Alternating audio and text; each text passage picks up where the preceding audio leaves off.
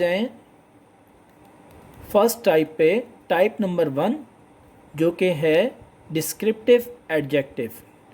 Descriptive adjective क्या होते हैं? पहली बात, डिस्क्रिप्टिव के मायने ये हैं कि किसी भी चीज़ के बारे में बयान करना, बताना। डिस्क्रिप्टिव एडजेक्टिव हम इस्तेमाल करते हैं किसी भी नाउन या प्रोनाउन को। नाउन या प्रोनाउन आपको पता होगा। नाउन क्या है? किसी भी चीज़, जगह, शख्स का नाम, और उसको रिप्लेस करने के लिए हम प्रोनाउन यूज़ करते हैं। तो उसको बताने के लिए, नाउन या प्रोनाउन को बयान करने के लिए, उनकी क्वालिटीज़ बताने के लिए हम डिस्क्रिप्टिव एडजेक्टिव का इस्तेमाल करते हैं। इसमें फॉर एग्जांपल मैंने वर्ड्स लिखे हैं यहाँ पे: ब्यूटीफुल, क्यूट, सिली, टॉल, इनोइंग, लाउड, नाइस। खूबसूरत, अच्छा, सिली, ये सब मायने बहुत सारे हो सकते हैं, हज़ारों में हो सकते हैं। ये तो सिर्फ चंद मैंने एग्जांपल्स दिए हैं जो डिस्क्रिप्टिव एडजेक्टिव की हैं।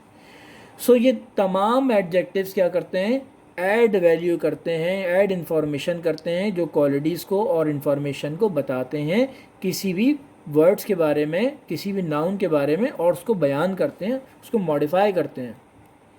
एग्जाम्पल देखिए, the flowers have a smell. इस सेंटेंस में एडजेक्टिव नहीं है, the flowers have a smell, ये सिर्फ एक सच्चाई है। लेकिन अगर मैं इसमें एडजेक्टिव ऐड करूं, for example the beautiful flower have a nice smell, अब इसमें क्वालिटीज़ आ गई फ्लावर्स की। क्वालिटीज़ क्या है? कि खूबसूरत सा फ्लावर है, ब्यूटीफुल फ्लावर, और सेकंड क्या है? नाइस स्मेल, कि अच्छी सी उसकी स्मेल आ रही है। तो उसमें हमारे पास दो डिस्क्रिप्टिव एडजेक्टिव का इजाफा हो गया इस सेंटेंस में। सेकेंड एग्जाम्पल देखिए, you can say that cat is hungry, the cat is hungry, और the cat hungry, hungry cat. अब इन दोनों सेंटेंस में आप देख सकते हैं एक बिल्ली जो भूखी है, दोनों के मायने सेम है, और ये हंग्री वर्ड है, ये एक एडजेक्टिव है इस सेंटेंस के अंदर जो जाहिर कर रहा है इस बिल्ली की खासियत को कि वो हंग्री है। अब आप आ जाएं सेकंड कैटेगरी के अंदर। सेकंड कैटेगरी है quantitative adjective.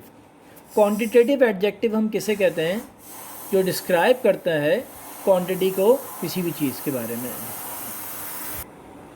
Quantitative adjective, quantitative adjective ये वो काइंड है, जो सेकंड काइंड है एडजेक्टिव की। आपको इसके मायने इस अल्फाज से ही ज़ाहिर हो जाएंगे कि क्वांटिटेटिव, इसका मतलब क्वांटिटी, गिनती, यानी वो एडजेक्टिव जो कि बताता हो आपको किसी भी चीज़ की या किसी भी शख्स की क्वांटिटी के बारे में, नाउन या प्रोनाउन की क्वांटिटी के बारे में। आप ये देख सकते हैं इसमें हम क्वेश्चंस, यानी सवाल का answer, they answer the questions, इसमें हम आंसर इसके लिए इस्तेमाल करते हैं कि क्या जवाब क्या है इसका सवाल के बारे में। और सवाल क्या होगा कि हाउ मच या how many. How much means हम अनकाउंटेबल की बात करेंगे, कितने, और हाउ मैनी मतलब काउंटेबल नाउन के बारे में जिसे हम गिन सकते हैं। नंबर्स में इसमें आता है आंसर, देखें, लाइक 1, 30, 100, मिलियंस, थाउजेंड्स, बिलियंस, सब हो सकता है इसमें। तो क्वांटिटेटिव एडजेक्टिव सीधा सीधा आपको ये बताना है क्वांटिटेटिव एडजेक्टिव के बारे में। कोई अगर पूछे आपसे कि सिर्फ काउंटिंग के बारे में डिस्कस होता है, काउंटिंग के बारे में यानी गिनती के बारे में आंसर देना।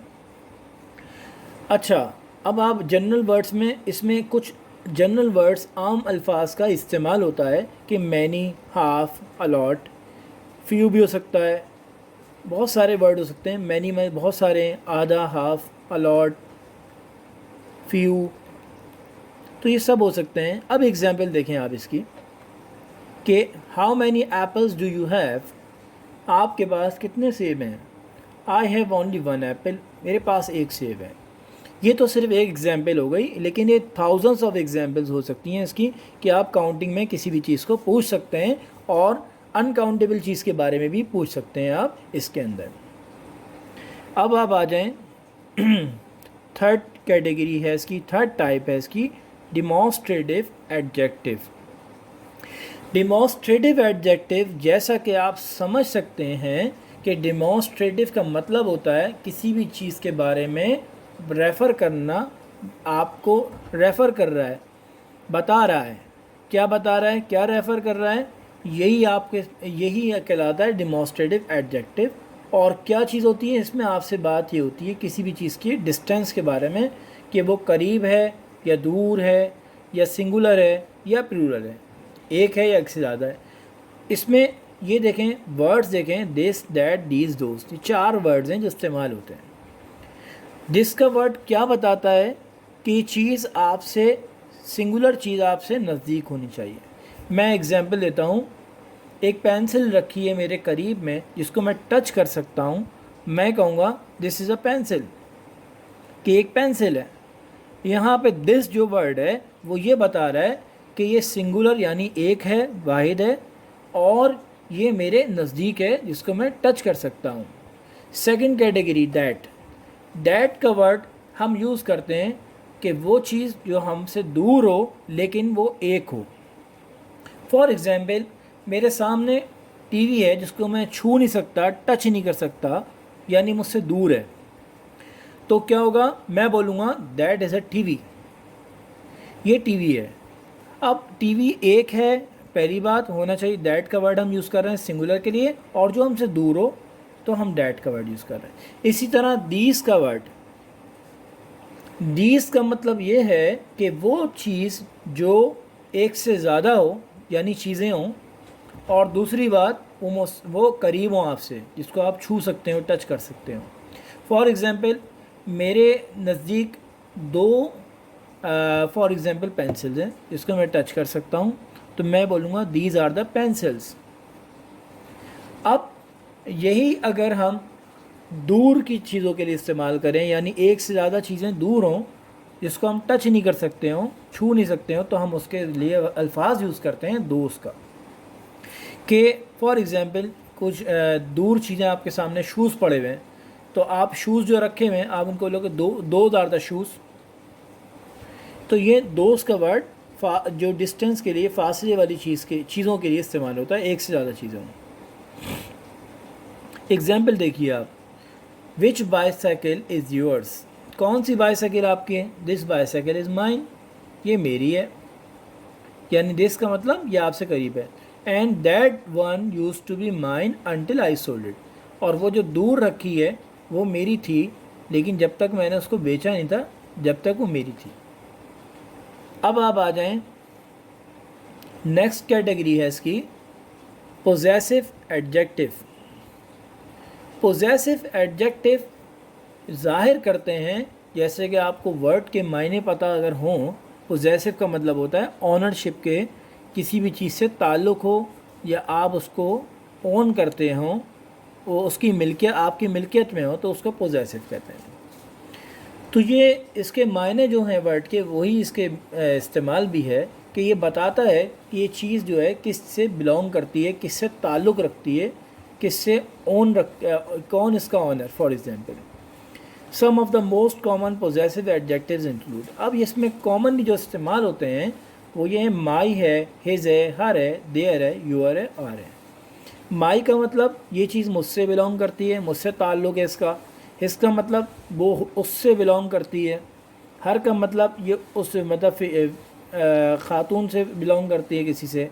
देयर का मतलब ये बिलोंग करता है उन लोगों से। और इसी तरह बिलोंगिंग टू यू, जो आपसे बिलोंग करती है, यूअर का वर्ड है। आर जो बिलोंग करती है हम लोगों से। ये सारे तमाम एडजेक्टिव हम इस्तेमाल करते हैं किससे पहले, नाउन से पहले। You can't just say that's my. अब आप इसमें एक चीज़ याद रखिएगा, आप इसमें ये नहीं कह सकते कि दैट्स माई, ये पूरा जुमला नहीं है, इसमें नाउन लिखना ज़रूरी है, और नाउन से पहले माई या जो भी एडजेक्टिव, पोजेसिव एडजेक्टिव आएगा। तो ये क्या आएगा इसमें, फॉर एग्जांपल नाउन पेन है, तो नाउन से पहले क्या, my. It's my, that's my pen, ये मेरा पेन है। तो ये अच्छा, एक चीज़ और है, अगर आप इसमें नाउन को, यानी फॉर एग्जांपल पेन, इसमें नाउन है, पेन को हटाना चाह रहे हैं, तो आप ये लिखना चाह रहे हैं, शॉर्ट लिखना चाह रहे हैं सेंटेंस को, इसमें नाउन को हटाना चाह रहे हैं या प्रोनाउन को हटाना चाह रहे हैं, तो आप क्या लिखेंगे इसकी जगह, ये वर्ड लिखेंगे कि mine, his, hers, theirs, yours, ours, तो ये तमाम वर्ड्स आप यूज़ करेंगे जब आप नाउन को हटाना चाह रहे हो। अब आप इसका इस्तेमाल देख लें। For example, even though saying that's my, that's mine.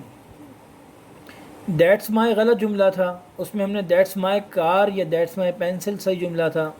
अब हम इसको, ये इनकरेक्ट को हम करेक्ट कर रहे हैं शॉर्ट में, यानी नाउन को हटा के कर रहे हैं, तो क्या हो जाएगा, दैट्स माइन, कि ये मेरी पेंसिल है, दैट्स माइन। एग्जाम्पल देखिए, whose dog is this, he is mine. और ये भी लिख सकते हैं दैट इज़ माई डॉग। तो ये दोनों इस्तेमाल के तरीके हैं, दोनों